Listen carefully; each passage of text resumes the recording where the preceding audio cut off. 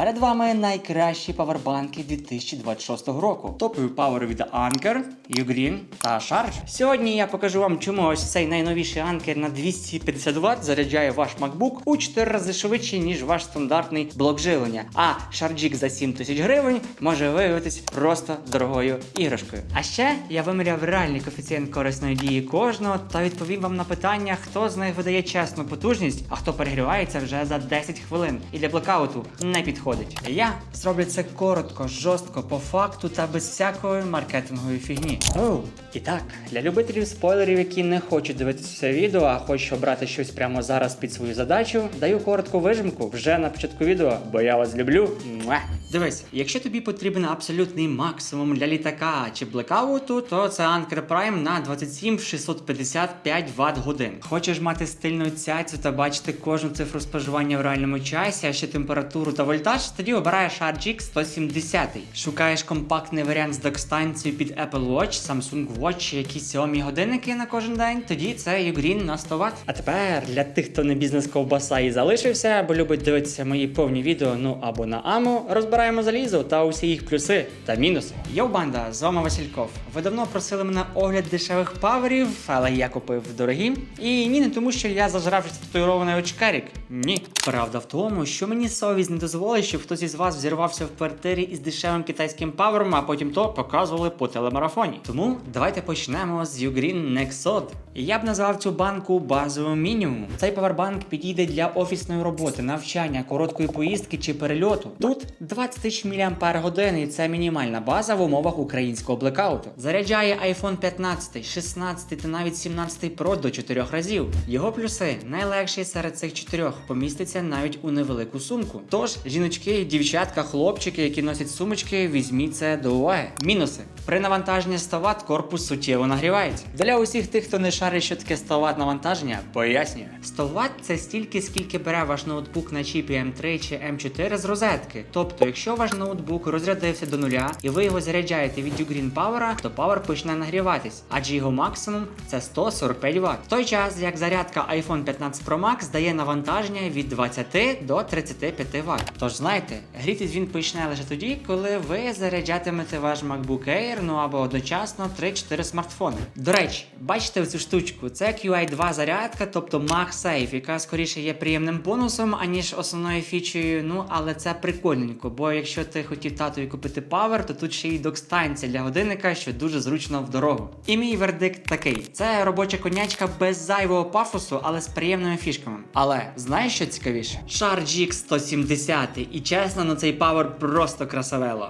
Його я взяв за дизайн, а не якісь там вау-вау фішки, хоча фішок тут вистачає. Окей, кому ця павербанка потрібна? Ну, якби я був ентузіастом, гіком чи фотографом, я би обрав Charge 170. Бо його фішка – це прозорий корпус та IPS-дисплей, на якому ви бачите ампери, вольти та температуру, і це ну капець як круто. І не тому, що це технологічно, хоча це технологічно, а тому, що це вау як стильно. А ще тут захист IP66, тобто пил та бризки його не лякають, і це важливо. Важливо для тих, хто подорожує дикуном по всяким цікавим пляжам. Але все ж пам'ятаєте, що IP66 це не IP68, тобто плавати і прям мочити його у воду не потрібно, хоча невеликий дощ йому не страшний. І я впевнений, що з назви Charge 170 ви здогадались про сумарну потужність, яка складає 170 Вт. І цієї потужності вистачить більшості користувачів для базових потреб. Ну але для блекауту на зразок того, що зараз в Києві, цього мало. Особливо, якщо ваш ноутбук не Air, а якийсь MacBook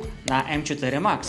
Окей, типовий хейтер подумає, Саньок похвалив цей павербанк, значить теорія заговору каже, що це реклама. А от і не вгадав. Зараз Саньок дасть жару. Тож тепер давай про нюанси, яких тут вистачає. Його дизайн, звісно, вау, але пластик, який відповідає за цю шикарну прозорість, збирає мікроцарапини ну дуже миттєво. Як впаде, то все, замовляйте Парастас. А ще ціна, це дорого, це не дешева ляля, тому усі, у кого часто все падає з рук, я думаю, вам цей павер трішки не альо. Вердикт такий, це найкращий інструмент для моніторингу вашого заліза, а ще супер стильний девайс, аналогів якого немає на ринку. Ну, але ціна ціна. Кусається, та й він дуже легко царапається. Окей, хлопчики та дівчатка, цяцькі цяцьками, але тепер до справжніх звірюк у світі павербанків. І перша звірюка це Anker Prime на 250 Вт. Підійде для відеографів, розробників, монтажерів, коротше для серйозних дядь і тьоть на зразок мене, які працюють під час блекауту, і їм важливо, щоб ноутбук не помер, бо дедлайни горять. Потужність тут 250 Вт, що дозволить живити два потужних лептопи одночасно без втрати швидкості. Мало того, його майже вистачить на Mac Studio.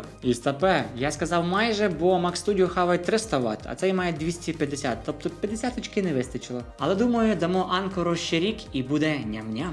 А ще тут екосистема, яка з допомогою додатку Smart App дозволяє знайти павербанк через Bluetooth та бачити здоров'я комірок. Також цим павербанком вас пустять на літак, адже модель на 27 650 мАч має потужність 99,5 Вт годин. І це верхня межа того, з чим пускають на борт літака без додаткового дозволу. Вердикт такий: це професійна інвестиція. Важка, дорога, але безкомпромісна.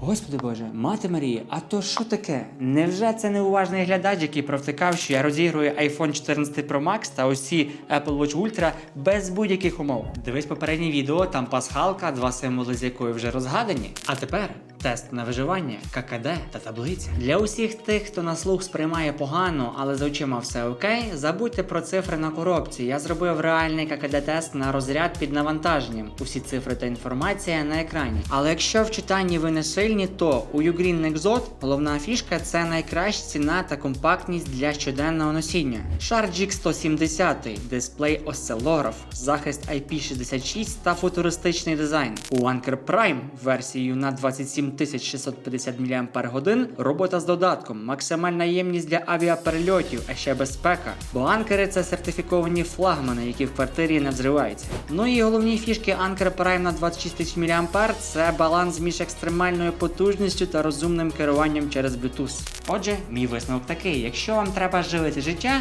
беріть Anker. Якщо хочете контролювати кожен ватт, Шарджік. Для всього іншого вистачить Ugreen. Напишіть в коментарях, яку ємність ви вважаєте ідеальною для себе в 2026 році. Мені справді цікаво. А ще я відповідаю на усі найцікавіші питання. Ама, кажи папа нашим новим друзям, а ще відправ їм повітряний цьом.